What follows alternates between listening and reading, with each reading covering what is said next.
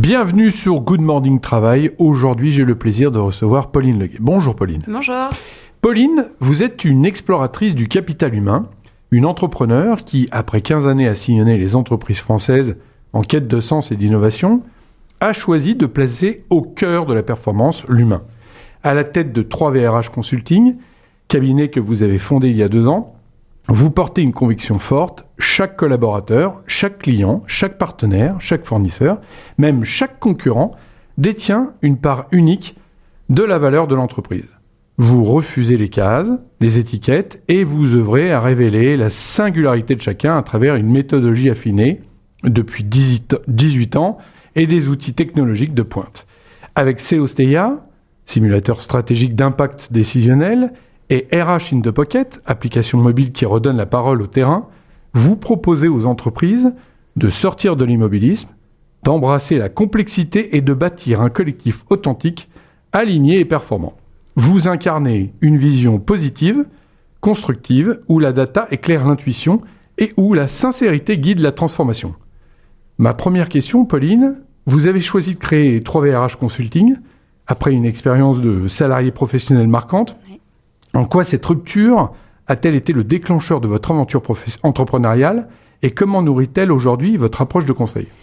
En fait, j'ai toujours eu la conviction de vouloir déjà créer mon cabinet de conseil. J'ai commencé en éduquant les entreprises sur tout ce qui était valorisation de leur existant et très rapidement, je me suis rendu compte que si l'humain n'accroche pas, finalement, on peut tout proposer, rien ne fonctionne. Donc, je me suis beaucoup concentrée sur ce capital humain. Je suis allée vraiment en chercher toutes les limites, les profondeurs, donc pendant plusieurs années, comme vous l'avez dit. Et à œuvrer pour différentes missions, différentes très grosses entreprises de France. J'ai fini par rencontrer celle qui m'a permis de mettre le doigt sur ce que je ne voulais absolument pas. Et de là, j'étais prête et je me suis lancée dans cette aventure avec 3VRH Consulting et depuis quelques mois avec les outils dont vous avez parlé, effectivement. Alors, est-ce que vous pouvez nous expliquer en quoi consiste votre approche ? L'approche, elle est très simple. C'est vraiment faire changer le regard des entreprises sur leur capital humain. Se rappeler qu'effectivement, on n'est pas juste des numéros dans des cases, mais vraiment montrer que n'importe qui, sur n'importe quel poste stratégique, comme vous l'avez dit, les collaborateurs, mais aussi les partenaires, fournisseurs, clients de clients, même les concurrents, ont en fait une part de valorisation de l'entreprise et que chaque décision que l'on prend a un impact humain sur ces personnes-là qui font digresser ou non, ou progresser tous vos impacts à la fois économiques, sociaux et réputationnels, et c'est ce qui fait la force de votre entreprise. Et concrètement, c'est-à-dire quoi ? Vous interrogez les participants, l'écosystème d'une entreprise ? Toujours, ouais, toujours. Avant de commencer un accompagnement quelconque, il y a effectivement cette phase d'audit où j'interviewe tous les collaborateurs, les managers, j'interviewe certains clients, partenaires, fournisseurs. Si j'y arrive, j'essaye de parler également à quelques concurrents, parce que finalement, on se rend compte que rapidement, ils peuvent devenir des partenaires de travail. Et j'apprends à les comprendre, à les connaître. Et en même temps, je regarde tout le fonctionnement interne de l'entreprise, donc tout ce qui est plus procédural, conformité, RSE, stratégie opérationnelle, le cap à donner. J'ai cette philosophie de 3VRH. Pourquoi ? Parce que 3V, vision, volonté, valeur, qui est un fil rouge stratégique pour toute entreprise et qui nous rend unique, d'où RH, qui est pour moi la rareté humaine. Et à partir de là, on peut mettre en place différents plans d'action qu'on temporise dans le temps, puisqu'il y a des actions qui peuvent aller vite, d'autres qui prennent plus de temps, qui ont besoin de temps de latence, de correctif, de revenir dessus. Et c'est aussi le point de départ des outils qu'on propose avec Seostea et RH in the Pocket pour s'assurer que la donnée en tant que telle n'est pas juste une donnée dans une case, encore une fois, mais qu'elle est vivante et qu'elle se met en amélioration continue au quotidien. Vous exploitez la donnée pour améliorer la performance globale d'une entreprise. C'est ça. Comment vous êtes perçu, sachant que vous êtes un sujet étranger dans une entreprise ? Comment on libère la parole ? Très simplement, déjà sous le couvert de l'anonymat. Donc, c'est-à-dire que là, vous êtes par exemple en face de moi, je sais qui vous êtes, mais dans la retranscription que je fais en sorte que les collaborateurs ne puissent pas avoir ce fameux retour de bâton dont on peut avoir peur quand on ose dire les choses, ce qui fait que je ne fais ressortir que des tendances collectives et que je ne nomme jamais personne. Et ça a son impact et les gens du coup sont contents d'avoir un temps de parole qui leur est dédié où ils peuvent vraiment exprimer tout ce qu'ils ont envie de dire. Ils ont le droit aussi de pouvoir me dire là je parle d'une personne mais j'ai pas envie de te dire de qui. Ok, c'est pas grave. Et moi ça me donne beaucoup de clés de lecture, autant dans les informations qu'on me donne que dans les silences qu'on m'apporte également. Il y a beaucoup d'infos à retirer d'un silence. Alors l'anonymat c'est une technique mais je peux être en réserve, vous allez pas générer la confiance immédiatement. C'est quoi votre technique pour libérer cette parole ou l'implicite d'un individu ? Non, là, je crois que c'est quelque chose d'assez inné qui fait que jusqu'à présent, j'ai pas rencontré d'opposition à libérer la parole. Enfin, si une fois, mais on était dans un cas où effectivement les salariés avaient besoin de cacher quelque chose. Du coup, forcément, on n'a pas envie d'en parler parce que c'était plutôt important. Mais globalement, les gens sont vraiment contents d'avoir ce temps de parole.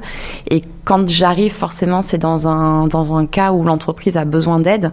Et le fait que les collaborateurs voient que leurs dirigeants envoient quelqu'un pour les comprendre, de toute manière, ça amène un signal qui fait que les gens parlent. Et est-ce que c'est souvent suivi vos préconisations ou parfois c'est laissé un peu dans des cartons ? J'ai cette image de gens très pertinents, qui ont de bons conseils, mais on dit oui, c'est ça. C'est un peu comme le médecin qui dit il faut prendre ce type de traitement, et puis on le met de côté, on le laisse dans la table de nuit. Est-ce que ça arrive, ça ? Alors, ça m'est pas encore arrivé, mais vous avez raison, et c'est un parallèle que je fais beaucoup, où je parle effectivement de ma fonction en disant quand vous avez une ordonnance, vous la suivez. Si vous la suivez pas, vous restez malade. C'est un peu l'idée également. Et non, globalement, les dirigeants, les collaborateurs suivent vraiment la démarche que je leur propose, déjà parce que je les implique sans prendre trop de leur temps non plus. Donc, il y a vraiment une co-construction. Moi, j'agis pas toute seule. Sinon, il n'y a pas d'intérêt, parce qu'une fois que je pars, du coup, ils savent plus comment continuer. Ça n'a aucun intérêt. Et le fait d'être valorisé dans cette co-construction-là fait que non, les gens prennent vraiment à cœur, et autant en interne qu'en externe, le fait de pouvoir amener leur pierre à l'édifice.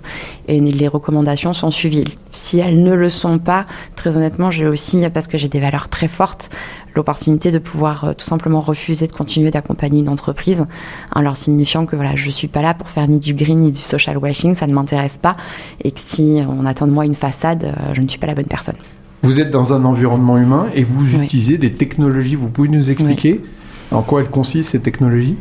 Les technologies, c'est celles que j'ai développées, du coup, dont vous parliez. Donc, il y a Seostea, qui est un simulateur d'impact stratégique. Et en fait, justement, l'objectif de Seostea, c'est de poser tout votre audit, donc réalisé par un humain, pas par une technologie, par un humain, qu'on va concaténer dans l'outil. Et l'outil va pouvoir vous permettre de simuler effectivement chacune de vos décisions. Quand on parle de décision, on parle vraiment de toute décision. Comme je dis toujours, ça peut aller du choix de la touillette à café au sein d'une politique RSE que sur le choix du dernier actionnaire à faire entrer dans l'entreprise. Vraiment, il n'y a pas de dimensionnement de décision. Tout est permis. L'objectif étant que vous puissiez demander à l'outil, moi j'ai telle idée, qu'est-ce que ça va faire ? Et l'outil va vous donner tous les impacts positifs et négatifs liés à votre décision. Comme ça, vous avez toutes les cartes en main, parce que aucune décision ne donne que des impacts positifs. Donc comme ça, vous avez visibilité complète. Et la visibilité sur tout votre écosystème. Donc autant sur vos collaborateurs que clients, que partenaires, fournisseurs, investisseurs, etc. Et l'objectif étant que sur les points un peu plus négatifs, l'outil vienne vous dire, écoute, pour avancer, soit là, t'es pas prêt, donc on va faire ça, ça, ça et ça d'abord, mais c'est une bonne idée. Soit tu es prêt, mais il te manque aussi ça et ça, ou tout va bien, mais du coup, il y a un calendrier de communication à adapter. Et l'outil vous donne toute la traçabilité dont vous avez besoin pour avancer. Et à chaque fois que vous réalisez une action, vous en informez l'outil, ce qui fait qu'il se met à jour systématiquement. Il peut venir vous poser des questions également pour vous demander comment ça se passe au réel, parce que l'outil n'est qu'un outil. Et vous avez en complémentarité, du coup, un expert qui débriefe avec vous sur quelques heures par mois pour justement pallier au déficit uniquement technologique d'un outil. Et RH in the Pocket, là, effectivement, on est vraiment sur le dimensionnement de la parole du collaborateur. Puisqu'il y a beaucoup d'entreprises qui, heureusement, veulent écouter la parole du collaborateur, parce que c'est une vraie richesse de terrain, c'est eux qui sont confrontés à tous les aléas opérationnels et stratégiques, mais on perd très souvent cette data-là. Un mail, un échange oral, et on n'y revient pas. Et l'objectif de l'outil, c'est vraiment de tracer toutes ces remontées-là, d'y apporter une réponse systématique, de responsabiliser les gens en interne qui sont dédiés au sujet, qu'on parle de sécurité au travail, de RSE, de QVT, de stratégie commerciale, etc. On redirige vers les bonnes personnes. Les collaborateurs reçoivent une information par le biais de leur manager, ce qui fait qu'on aide également les managers à se positionner, parce qu'un manager en France, c'est un très très bon opérationnel qui n'est pas forcément formé au management. Donc là, on les aide, on les outille. Et derrière, on ressort une centaine de KPI, encore une fois économiques, sociaux et réputationnels, comme dans Seostea, pour vous permettre d'avoir le maximum de visibilité sur votre stratégie d'entreprise et vous permettre là d'aller chercher vous-même les réponses, contrairement à Seostea qui vous en donne pas mal. Merci pour ces clarifications. Votre entreprise, c'est combien de personnes ? Vous intervenez sur toute la France. Vous pouvez nous faire un petit état des lieux ? Alors, j'interviens sur toute la France, effectivement. 3VRH Consulting, actuellement, je suis seule. Et en 2026, je ne vais pas tarder à pouvoir recruter, effectivement, pour monter un peu en cadence. Et concernant le développement des outils, Là, par contre, je suis très bien entourée avec une très belle équipe, avec une CMO et différents développeurs, architectes IA, UX et UI designers qui œuvrent pour ces différents sujets-là et d'autres personnes à venir également. C'est quoi la typologie de vos clients ? Alors là, il y a de tout. En 18 ans, j'ai fait un peu plus d'une trentaine de secteurs d'activité différents et des tailles d'entreprises diverses et variées. J'ai autant travaillé pour une boîte de 5 personnes qu'une boîte de 250 000. Voilà. Donc vraiment, il y a vraiment toute taille et tout marché confondu. C'était un peu l'objectif aussi en restant salarié et en ne répondant qu'à des missions de courte durée en tant que salarié. C'était d'aller tester la méthode jusqu'au bout et voir s'il y avait des limites en termes de structure, d'industrie ou pas. Il n'y en a pas. Donc voilà, du coup, je m'adresse à tout le monde et comme j'œuvre sur le capital humain et qu'il y a une dimension sociale très très forte, aujourd'hui, c'est vrai que je parle beaucoup aux entreprises qui ont plus de 250 collaborateurs tout de même, puisqu'on est en dimensionnement RSE avec la CSRD qui est très forte et que le capital humain, c'est 80% de votre RSE. J'accompagne également celles qui sont plus petites parce que quand on répond à des appels d'offres, à des marchés, on a tout de même besoin d'avoir cette crédibilité RSE, sinon notre propre client perd en notation à cause de nous. Donc il faut amener ce dimensionnement aussi. Donc j'accompagne ces deux sujets. Oui. En tant que professionnel RH, depuis 18 ans que vous exercez, qu'est-ce qui a changé fondamentalement et aujourd'hui, le baromètre du climat RH ou humain dans l'entreprise, c'est quoi votre vision ? Pour moi, l'humain n'a pas vraiment changé. On a toujours eu ce besoin de pouvoir s'exprimer, d'être entendu, d'avoir pleine visibilité sur l'impact de ses décisions.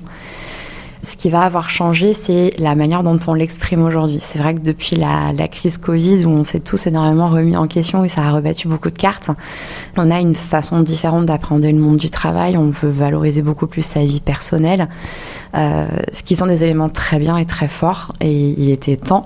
Après, il y a les digressions qui vont avec forcément, donc on essaye de les rétablir au sein d'une bonne conformité d'entreprise. Mais globalement, l'humain a toujours de toute façon eu besoin d'être valorisé, quel que soit son poste. Et c'est vraiment ce que j'essaye d'amener, c'est-à-dire que, prenons l'exemple d'un technicien de surface, on a l'habitude de voir ces gens-là un peu sous-payés et assez malmenés parce qu'on les considère en bas de l'échelle, sauf que si vous regardez bien, un technicien de surface entretient vos locaux, les range, les nettoie, fait qu'ils sentent bon, et ça incite plus 52% d'intention d'achat immédiate quand quelqu'un rentre dans vos locaux. Intention d'achat autant en tant que client que partenaire que collaborateur, parce qu'on achète aussi une expérience salariée quelque part, et du coup de réapprendre un petit peu à mieux voir ces choses-là et se rendre compte qu'en fait non, le bas de l'échelle est tout aussi important que le très très haut. Chacun a son dimensionnement et apporte une valeur stratégique supplémentaire à l'entreprise. Comme on a une professionnelle là, qui est à la loupe des entreprises, on dit que les Français sont pas très heureux au travail, qui sont les plus gros consommateurs anti-anxiolytiques. Ils sont comment les Français au travail aujourd'hui en 2026 ? Les gens impliqués sont très bien. C'est effectivement l'absence potentielle d'implication dans son travail qui va créer cette dégénérescence-là, et je pense qu'on l'a tous vécu au moins une fois, parce qu'on a beau avoir, et ça c'est important de le savoir aussi, et du coup d'accompagner les gens à sortir des entreprises pour cette raison-là. On a beau avoir les bonnes compétences, on n'est pas toujours forcément au bon endroit pour exprimer ces bonnes compétences-là. Et c'est dans ce cas-là, effectivement, qu'on ne va pas bien. Vous pouvez être le plus expert dans votre domaine. Si vous n'êtes pas dans la bonne entreprise, ça ne fonctionne pas. D'où on reprend les 3 V, vision, volonté, valeur. Il faut que vous, en tant qu'individu, vos 3 V soient à la minima complémentaires avec celle de l'entreprise que vous rencontrez. Et vous choisissez, vous aussi, d'y aller ou pas. Même si c'est difficile, parce qu'on a toujours cette tenue financière qui fait qu'on n'a pas envie de trop tarder pour retrouver un emploi ou pour changer d'emploi. Il faut savoir bien choisir et savoir dire non à certaines entreprises, pas parce qu'elles ne sont pas bonnes, mais parce qu'elles ne sont pas complémentaires avec qui vous êtes à la base. Et c'est là qu'on voit effectivement toutes ces situations de mal-être. Pauline, ma dernière question, elle est plus personnelle. Qu'est-ce que vous aimeriez dire à quelqu'un qui est en situation de salarié, qui se pose des questions existentielles pour passer l'acte à l'entrepreneuriat ?